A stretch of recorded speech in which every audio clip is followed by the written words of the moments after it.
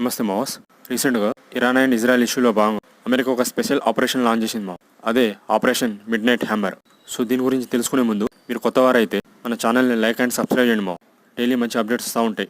Okay, ఇక మ్యాటర్లోకి పోతే ఈ మిషన్ యొక్క మెయిన్ ఉద్దేశం ఏంటిదంటే, మనకు తెలుసు ఇరాన్ తన భూభాగంలో న్యూక్లియర్ ఎన్రిచ్మెంట్ ఫెసిలిటీస్ను డెవలప్ చేస్తుంది. సో దీన్ని అడ్డుకోవడం కోసం యుఎస్ఏ వచ్చేసి వీటి మీద అటాక్ చేసింది.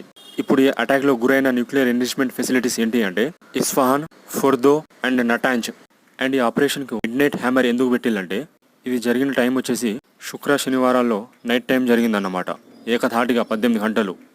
యుఎస్ఏ ఆపరేషన్లో తమ యొక్క B2 జెట్స్ అండ్ సబ్మెరైన్స్ ఇలాంటివి చాలా వాడినేమో. అండ్ ఇవి వచ్చేసి high accuracy and high capability and high precision ఉన్న మిసైల్స్ ఇవి. సో అందుకే వీటిని వాడడం జరిగింది యుఎస్ఏ. అండ్ ఈ మిషన్ వచ్చేసి ఒక సడన్ షాక్ అన్నట్టు. మనకు తెలుసు just few days back USA ఏమన్నదంటే Iran must come for discussion అని అన్నదమో. But with in next 1 or 2 డేస్లోనే ఈ మిషన్ లాంచ్ చేసింది యుఎస్ఏ.